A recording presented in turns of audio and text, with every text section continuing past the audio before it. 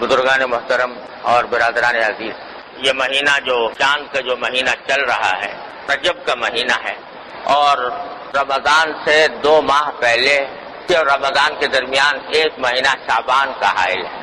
رجب کا چاند دیکھ کر سرکار دو عالم صلی اللہ علیہ وسلم کا یہ دعا فرمانا، یہ بھی اس مہینے کی فضیلت کی بھی دلیل ہے اور اس بات کی بھی کہ یہ رمضان المبارک کا مقدمہ ہے۔ دوسری بات یہ کہ اس رجب کے مہینے میں عام طور سے مشہور یہ ہے کہ حضور نبی کریم سرور دو عالم صلی اللہ علیہ وسلم کو معراج اسی مہینے میں ہوئی، بلکہ عام طور سے مشہور یہ ہے کہ 27 رجب جو ابھی تھوڑے دنوں میں آنے والی ہے، اس رات میں سرکار دو عالم صلی اللہ علیہ وسلم کو معراج ہوئی، اگرچہ تاریخی اعتبار سے یہ بات پوری طرح ثابت نہیں، یعنی مضبوط روایتوں سے یہ نہیں معلوم ہوگا کہ 27 رجب شب معراج تھی۔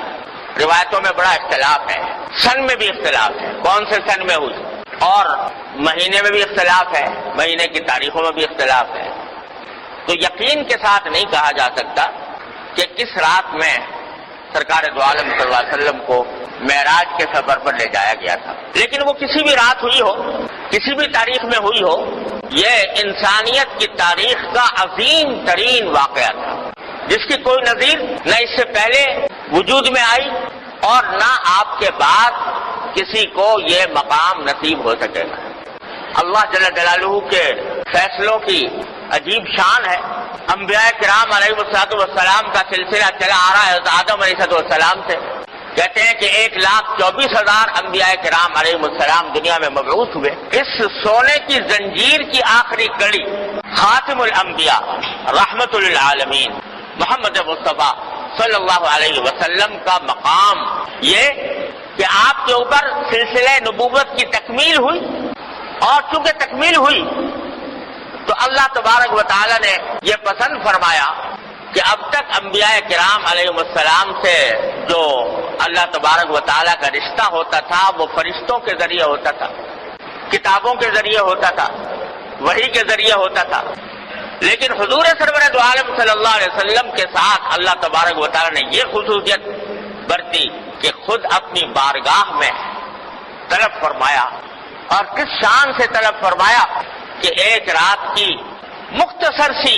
گھڑیوں میں اللہ تبارک و تعالی اپنے بندے کو، محبوب ترین پیغمبر کو مکہ مکرمہ سے بیت المقدس لے گئے، اور اس بیت المقدس میں سارے انبیاء کرام علیہ السلام کا مجمع، ان کی روحوں کا مجمع جمع فرمایا، اور حضور سرور دو عالم صلی اللہ علیہ وسلم کی امامت میں ان کی نماز پڑھوائی، اور اس کے بعد بیت المقدس سے 7 آسمان، اس سے بھی اوپر سدرۃ المنتہا، یہاں تک کہ اس مقام پر پہنچ گئے کہ جبریل امین علیہ السلام نے بھی عرض کیا کہ اب اس سے آگے جانے کی ہمارے اندر مجال نہیں، اور پھر براہ راست اللہ جل جلالہ کے ساتھ ہم کلامی کا شرف عطا ہوا۔ کیا باتیں ہوئی، کیا گفتگو ہوئی، کیا راز و نیاز ہوئے، میان عاشق و معشوق رمزیز کرامن کاتبین ہم خبر نے۔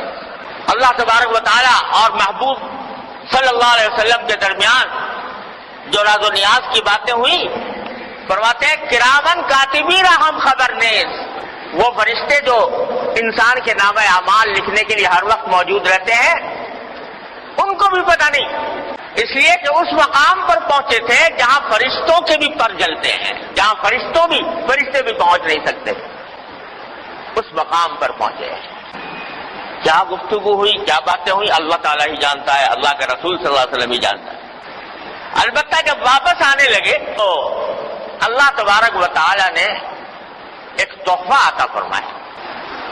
یوں لگتا ہے واللہ عالم کہ حضور سرور دو عالم صلی اللہ علیہ وسلم نے جب بارگاہ الہی میں باریابی ہوئی تو شاید اللہ تبارک و تعالیٰ سے یہ عرض کیا ہو کہ اللہ آپ نے مجھے تو یہ مقام عطا فرما دیا، یہ مقام بلند عطا فرما دیا، میری امت کا کیا ہوگا؟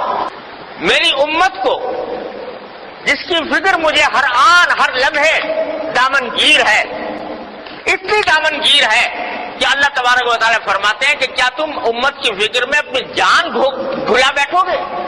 تو اس امت کے لیے میں کیا لے کے جاؤں؟ آپ نے مجھے تو اس مقام پر سرفراز فرما دیا، میری امت اس مقام تک کیسے پہنچے؟ تو اللہ تبارک و تعالیٰ نے فرمایا کہ ایک ایسی چیز تمہاری امت کے لیے دیتے ہیں کہ اس کے ذریعے تمہاری امت کا ہر فرد وہ معراج کے مقام تک پہنچ سکتا ہے، اور وہ تحفہ یہ ہے کہ 5 نمازوں کا تحفہ لے کر جاؤ امت کے لیے۔ یہ 5 نمازیں، ان کو فرمایا گیا حدیث میں الصلاۃ معراج المؤمنین، کہ نماز مومنوں کی معراج ہے۔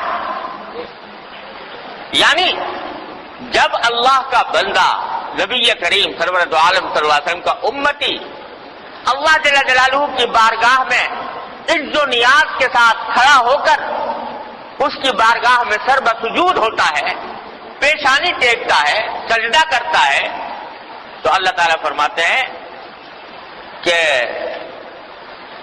بندہ جس وقت سجدے کی حالت میں ہوتا ہے تو سب سے زیادہ مجھ سے قریب ہوتا ہے اس وقت جب کہ سجدہ کر رہا ہو۔ تو یہ اللہ تبارک و تعالیٰ نے ہر مومن کو یہ معراج کی ایک جھلک عطا فرمائی ہے کہ سجدے میں آ جاؤ، مجھ سے باتیں کرو، میرے سامنے عز و نیاز کا مظاہرہ کرو، تو جتنا زیادہ کرو گے اتنا ہی میرا قرب حاصل ہوگا۔ یہ 5 نمازوں کا تحفہ سرکار دو عالم صلی اللہ علیہ وسلم معراج سے لے کر تشریف لائے۔ تو اللہ تبارک و تعالیٰ نے امت محمدی علیہ صاحب الصلاۃ والسلام کے لیے شب معراج میں یہ سجدوں کا تحفہ بھیجا کہ آ جاؤ، میرے پاس آ جاؤ، سجدہ کرو اور میرے پاس آ جاؤ۔ یہ اللہ تبارک و تعالیٰ نے تحفہ عطا فرمایا ہے۔ یہ ہے سبق لینے کا شب معراج سے۔ سرکار دو عالم صلی اللہ علیہ وسلم کے مقام بلند کا تو کون احاطہ کر سکتا ہے، کون اس کا ادراک کر سکتا ہے، لیکن حضور اقدس صلی اللہ علیہ وسلم جو تحفہ امت کے لیے لے کر آئے وہ یہ تحفہ ہے۔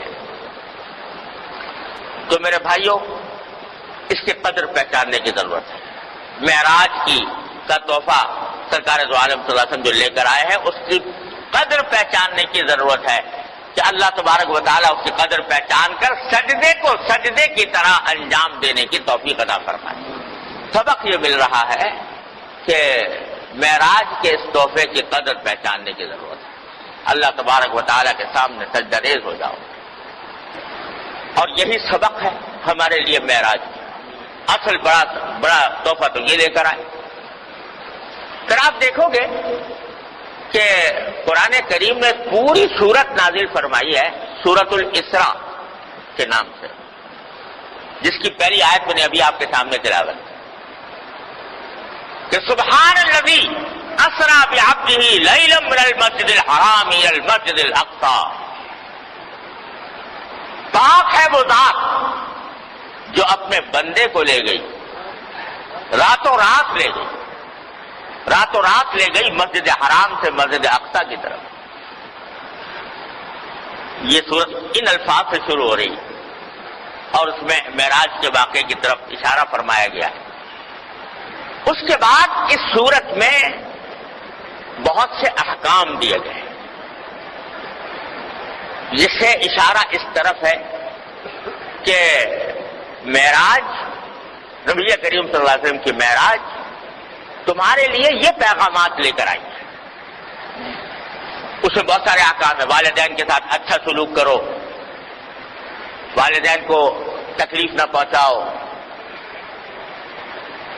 وعدہ کرو تو اس کو پورا کرو، امانتوں میں خیانت نہ کرو۔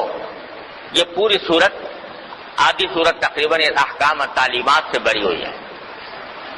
گویا ایک تحفہ تو یہ دیا گیا کہ 5 نمازیں، اور دوسرے ان تعلیمات کا تحفہ نبی کریم صلی اللہ علیہ وسلم کی امت کے واسطے لے کر آئے، جو سورہ اسراء میں مذکور۔ اب ذرا 2 باتیں اور سننے کی ہے۔ ایک یہ کہ اللہ تبارک و تعالی معراج کا تذکرہ فرما رہے ہیں سورہ اسراء کی شروع میں. اتنے بڑے واقعہ، اتنا بڑا واقعہ، اور حضور اقدس نبی کریم سرور دو عالم صلی اللہ علیہ وسلم کی شان کا اتنا بڑا مظاہرہ. لیکن وہاں جو لفظ استعمال کیا حضور اقدس صلی اللہ علیہ وسلم کے لیے وہ کیا؟ بعبدی. سبحان الذی اسری بعبدی. وہ ذات جو لے گئی اپنے بندے کو. حضور اقدس صلی اللہ علیہ وسلم کے لفظ استعمال کیا اپنا بندہ.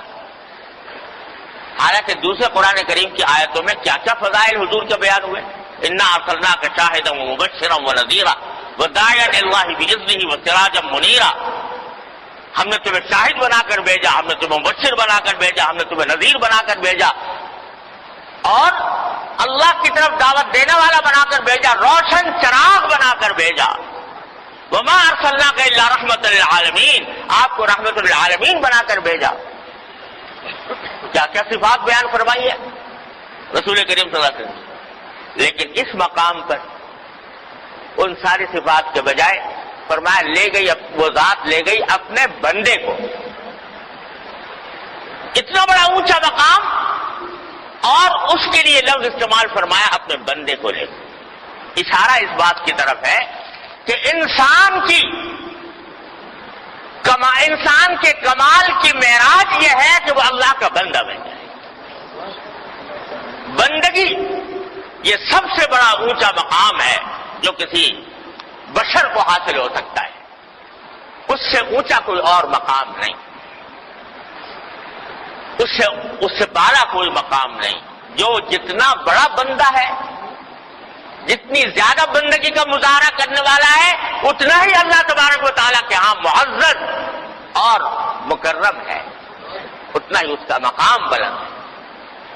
تو بندگی کے کیا معنی؟ کہ اپنی زندگی کو اللہ تبارک و تعالیٰ کے حکم کے تابع بنا دے. عاشقی چیز بگو بندے جانا بودن، دل بدستے دیگرے دادن و حیرا بودن. عاشقی کیا ہے؟ عاشقی کیا چیز ہے؟ تو کہتے ہیں بگو. جواب میں یہ کہو کہ بندے جانا بودن، اپنے محبوب کا بندہ بن جانا. دل بدستے دیگرے دادن و حیرا بودن، اپنا دل کسی اور کے حوالے کر کے حیران ہو جانا. یہ ہے بندگی کہ میں نے اپنے آپ کو حوالے کر دیا اپنے خالق و مالک کے. وہ جس طرح میرے اندر تصرف کرنا چاہے میں اس کے ہر فیصلے پر راضی ہوں، اور جو حکم دینا چاہے اس حکم کی تعمیل کرنے پر راضی ہوں. یہ ہے بندگی، اور یہ اعلیٰ ترین مقام ہے انسانیت کا. اس سے اونچا مقام کوئی اور نہیں ہو سکتا. اسی لیے معراج کے موقع پر یہ لفظ استعمال فرمایا. ایک بات. دوسری بات یہ ہے کہ معراج کا واقعہ جیسا میں نے عرض کیا انسانیت کی تاریخ کا عظیم ترین واقعات میں سے ہے. لیکن ہمارے دین نے ہر چیز میں ہمیں افراط اور تفریط سے بچایا، اعتدال کا راستہ عطا فرمایا.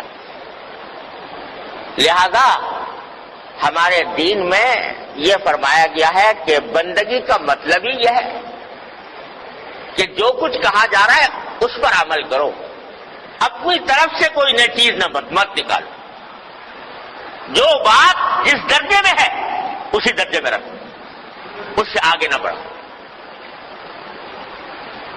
شب معراج جس رات میں نبی کریم صلی اللہ علیہ وسلم تشریف لے گئے وہ اعلیٰ ترین رات تھی، عظیم الشان رات تھی. لیکن پوری سیرت طیبہ دیکھ لو حضور اقدس صلی اللہ علیہ وسلم کی اور صحابہ کرام کی، کسی جگہ کوئی ایک واقعہ بھی آپ کو ایسا نہیں ملے گا کہ جس میں بھائی فلاں تاریخ کو شب معراج ہوتی ہے لہٰذا شب معراج بنائی جائے گی، اس میں چراغاں کیا جائے گا، اس میں خاص اہتمام کیا جائے گا. کہیں حضور کی سیرت طیبہ میں صحابہ کرام کی سیرت طیبہ کہیں نہیں ملتا. تو اگر ہم اپنی طرف سے یہ کہنا شروع کر دیں بھائی شب معراج میں چراغاں کرنا چاہیے، اول تو میں نے عرض کیا شب معراج کا یقینی طور پر پتہ نہیں کون سی رات میں ہے، لیکن اگر فرض کرو پتہ چل جائے کہ 27ویں شب ہے، تو اس میں کوئی خاص چراغاں یا عام دنوں کے مقابلے میں، عام راتوں کے مقابلے میں اس میں کوئی عمل عبادت کا سنت سمجھ کر کرنا درست نہیں، کسی کو بدعت کہتے ہیں۔ لیکن ہاں ہر رات، جس رات میں بھی اللہ تعالیٰ توفیق عطا فرما دے عبادت کی، اللہ تعالیٰ کا انعام ہے۔